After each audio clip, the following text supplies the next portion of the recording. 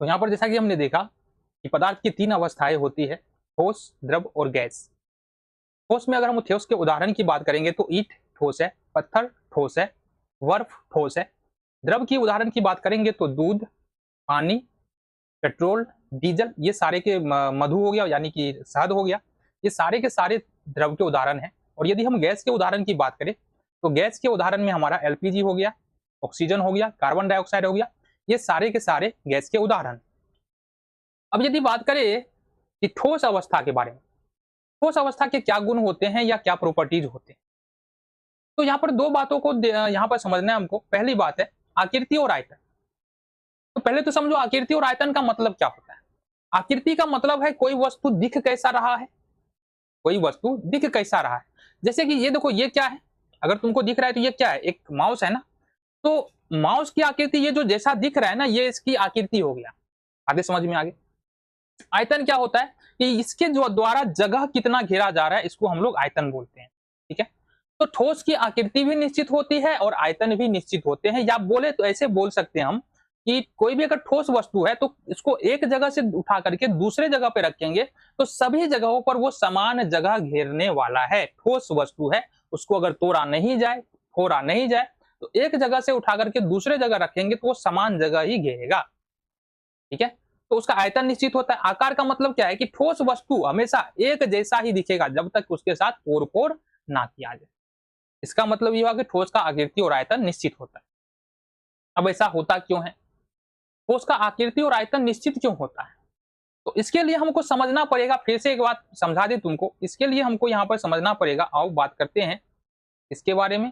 इसके लिए हमको समझना पड़ेगा, सपोज हमारे पास कोई ठोस है। ठीक है, सपोज हमारे पास कोई ठोस है, तो ठोस के कोई भी पदार्थ जो है ना वो कणों से मिलकर के बना हुआ है। ठीक है, अब ये होता ये है कि ठोस के कण जो है ना एक दूसरे के काफी नजदीक होते हैं। सपोज यहाँ पर दो कण है, मान लो ये ठोस का कण है, तो पहली बात तो ठोस के कण जो है एक दूसरे के काफी क्या होगा, नजदीक होगा। इसके बीच में खाली स्थान, जिसको हम लोग अंतर आणविक स्थान बोलते हैं। क्या बोलते हैं, किसी भी पदार्थ के कण के बीच में एक स्थान होता है, खाली जगह होता है, जिसको हम लोग क्या बोलते हैं, अंतर आणविक स्थान बोलते हैं। तो पहली बात है ठोस के कणों के बीच में अंतर आणविक स्थान बहुत कम होता है।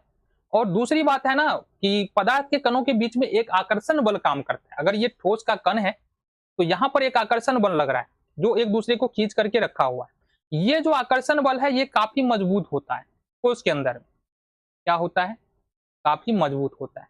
तो ये दो बातें हैं जिसको जो है ना ठोस की आकृति और आयतन को बनाए रखता है ना। अगर मान लो ठोस है, अगर हम बात करें ये पेन है, ठोस है ना, इसको कहीं पर भी रखेंगे तो इसका आकार ना ही आकार बदलेगा ना ही इसका आयतन बदलने वाला। क्यों नहीं बदलने वाला, क्योंकि ये जिन कणों से मिलकर के बना हुआ है उन कणों के बीच में खाली स्थान नहीं के बराबर है।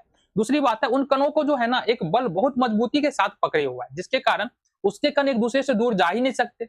अब दूर जा ही नहीं सकते हैं तो आकृति भी निश्चित और आयतन भी निश्चित। प्रॉपरली अगर बोले किसी भी ठोस पदार्थ का आकृति और आयतन क्यों निश्चित होता है, तो ऐसा बोल सकते हैं कि ठोस पदार्थ के कणों के बीच में अंतर आणविक स्थान बहुत कम होता है और अंतर आणविक आकर्षण बल बहुत अधिक होता है, जिसके कारण ठोस पदार्थ का आकृति और आयतन दोनों ही क्या होता है, निश्चित होता है।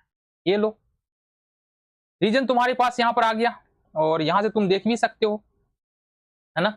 ये ठोस के कण अरेंज्ड है, ठोस के कण जो है ना सजे हुए हैं।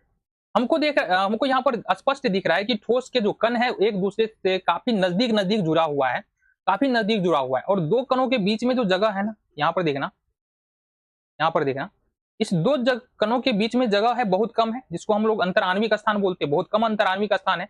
यहाँ पर एक दूसरे को मजबूत आकर्षण बल से ये दोनों कण क्या है, एक दूसरे को पकड़ के रखे हुए हैं। ठीक है, जिसके कारण ठोस की आकृति और आयतन क्या होता है, निश्चित होता है। बातें समझ में आ गई तो